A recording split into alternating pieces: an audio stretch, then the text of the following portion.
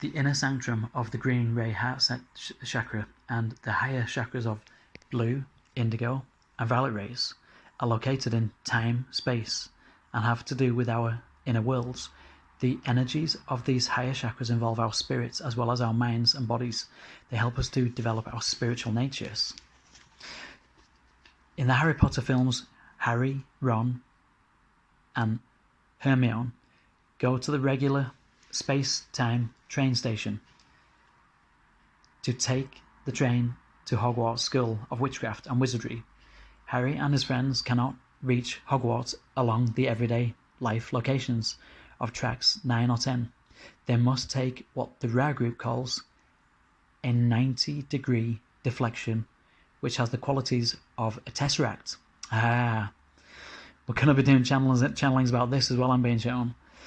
Not that they know. So the tesseract is fourth density. Okay, that's the representation of fourth density. Not that they know this intellectually. However, they find that platform 9 and 3/4, yes, 3/4 is a 90-degree turn, right? And shift to the magical time-space train station. They are on their way to Hogwarts. Then we have crossed the outer courtyard of our heart chakras. We are ready to do the equivalent of boarding the train platform 9 and 3/4. As we climb the steps past the lions at the doorway, we shift from the everyday outer world into the magical inner world of the open heart. The doorway to the inner heart can always be blocked by our self-dislike and lack of self-acceptance. Our work as uppercase players is to achieve attitudes towards ourselves that are loving, affectionate, and self-accepting.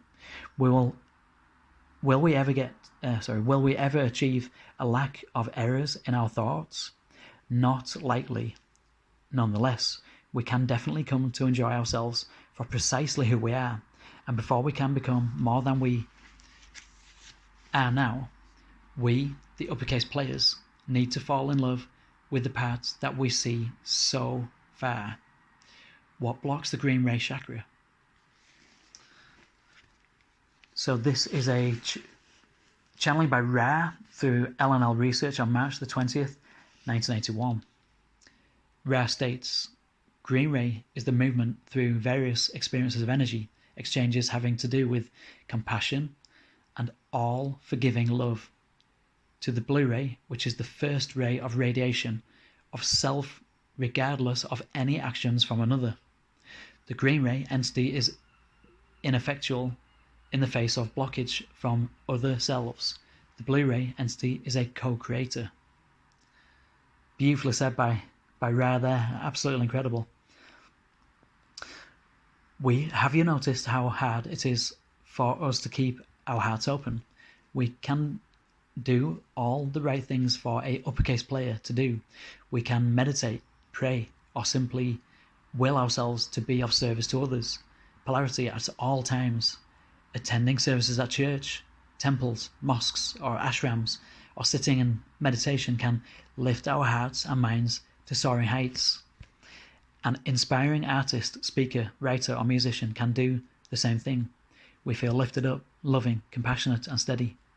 Then the telephone rings and brings us back to earth. A salesman, friend, or family member is calling who wishes only to manipulate us. Can we keep our hearts compassionate? Focus entirely on that person's worth at the soul level while that person does his best to bully us into doing things his way. Or we are driving in heavy traffic on the expressway. We are tailgated and then passed by another vehicle at high speed.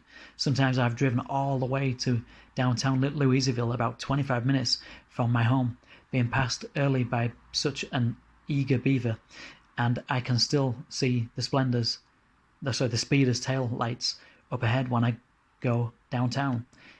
In all that time, the speeder has shortened the time of his trip by all but 30 seconds or so. Can we hold him in honor at the soul level while he puts his own and our lives at risk for close to nothing? If we can keep an open heart throughout a telephone solicitation or a relative's manipulation, we as players, uppercase indeed. If we can do the same thing for the time it takes a speed demon to make his dash around our cars, then we are up extra points in the uppercase game and going for a halo. And this is not just the frontal assaults of connivers and users upon us that can give us reasons to close our hearts. At least the users are straightforward. A lot of other catalysts comes to us indirectly by the way people talk to us. Others' opinions of us, spoken or implied, can also close our hearts.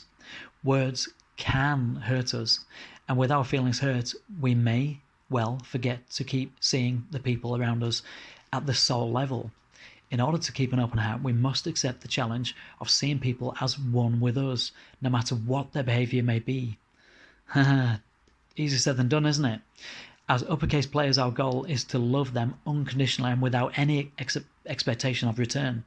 Knowing the uppercase game, we choose not to react to such users or insulters by reciprocating in any kind. It is extremely easy and very tempting to let ourselves be thrown off balance by the manipulation, fear, rudeness, disrespect, and sheer stupidity of others. But in just one heartbeat of reacting at the lower chakra level to such people, our hearts can close if we let our naturally upset feelings have the chance to act out in our lives. It is perhaps for this reason that we have so very few politicians and others powerful people who are acting from the open heart. Open-hearted people who enter the realm of politics and power will be enormously challenged in trying to view people and situations with open-hearted compassion. Their green ray chakras usually close tightly in a short time. Power is much more attractive to those vibrating yellow and orange rays, to the exclusion of green ray. It can be said that we are foolish to let our heart chakras close when we are subjected to discouraging words or actions of another person, but our heart chakras were not designed to be wise. They were designed to be full of love. Jesus on the cross shows us a good example of a person who refuses to close his heart chakra in response to being treated badly. Hanging from the cross, a crown of thorns piercing his brow, battered from being whipped, he prays, "Forgive them, for they know not what they do." This is the great key to our forgiving people who use and abuse us. They do not really know what they are doing. They are not seeing us as souls. They do not yet know how to see us as souls. They are not yet uppercase players. They are still in the earthly world where all of us are taught the skills of using people. They see us as resources, not real people. To them we have become cannon fodder units, pawns in their game on the flat game board. Our challenge is to stay on the enhanced uppercase game board.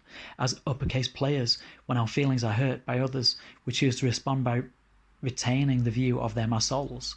We need to retain that sight of them as part of the Creator, just as we are part of the Creator in order to stay in play. We will probably fail at the attempts to do this again and again. That is all right. We always have another chance as long as we remain the determination to start anew, to find a place, make a little space, start all over again, as Cliff Richard wrote. How do we find a place to forgive ourselves? How do we make the space to do that? We call on the uppercase player's resource of faith. If our earthly impulse tells us not to forgive, we can call upon our faith to ignore that voice. Spiritual masters can forgive anything. We are very young spiritual masters, but we have what it takes. We can forgive ourselves, and in turn this creates for us the magnificent ability to forgive others. Faith and forgiveness. And this looks like it's from the Holy Bible.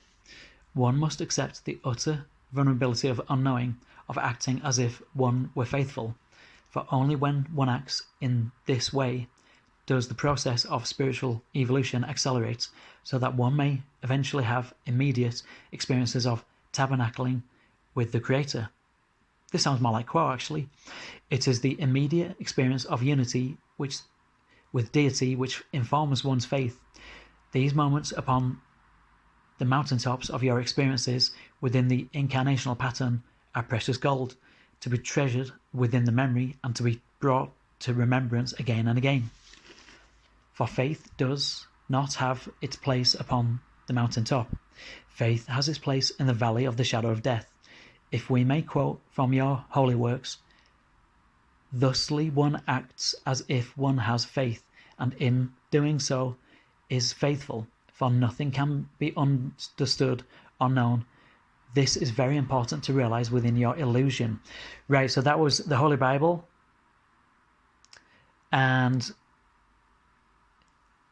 Haton. Aha, right.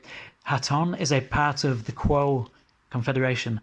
Haton, Latui, Oxol, and Ra. I think there's one more as well. It slips my mind now, but yeah, I think that they're the main ones. And they're the Quo group. They make up the Quo group. They're from 4th, 5th, and 6th densities of consciousness. And they make up, the Quo. I believe they're called the Quo. They're not called the Quo Confederation. I think they're called the Quo. I forget the name now, but it's like a confederation. Okay, we will continue from where we left off.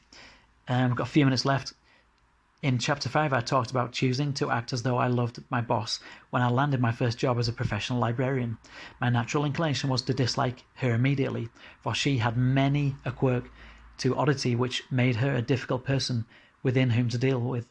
Nevertheless, I pretended to love her dearly, and in only a few weeks I genuinely did. I made room in my heart for seeing her in a new way, and that space was filled with far more compassionate view of her, such as the nature of acting as though we had faith. Do you know Led Zeppelin's classic song, Stairway to Heaven? In part, Robin Plant's lyrics go like this. There is a lady who's sure all that glitters is gold, and she's buying a stairway to heaven. Yet there are two paths you can go by, but in the long run there's still time to change the road you're on. Dear lady, can you hear the wind blow? And did you know your stairway lies on the whispering wind? I do not know if Robert Plant intended the two paths to be the path of service to others and the path of service to self. However, the meaning works well here in terms of understanding faith. The path of service to self is a path of materialism, of buying that stairway and the house of which it is a part. If spirituality is taken up by a service to self person, it is a spirituality in which all things are known. The negative path is all about things which are known and can be controlled. Dogmatic religions offers that feeling of sure knowledge, of right and wrong. Acceptable and unacceptable negative-oriented people often profess religious faith, but their faith tells them that only those who believe as they do are acceptable. That stairway they are buying is a place of black and white, right and wrong. It is a part of a sturdy, self-righteous house. Though it may be built on sand, it is a reassuring place for some. All values can be learned by root and accepted without thought. Then those values can be used to judge, condemn, and to separate oneself from the most of the other people in the world. For us, as uppercase players on the path of service to others, our stairway lies on the whispering wind of spirit. Nothing is known. We are not in control. We dwell in mystery and paradox and unknowing. We have no material proof that our faith has merit, only intuition. We never shall have any such proof except subjectivity. As we look back on our lives after being uppercase players for a while, we'll have such subjective proof that the whispering wind knows precisely what it is doing. At the beginning, though, we are all fools. We have only our faith as we step confidently into the abyss. The whole point of faith is that we choose to take the leap into faith with no outer proof. We leap because we embrace the mystery, the paradox, and the state of unknowing, which characterizes a life in faith. We let these qualities call us forth into the mid-air of unproven faith, and we find our feet in that very mid-air, and come into our faith organically once we make the leap. It's a good place to leave that, and we shall take it where we left off in the next part.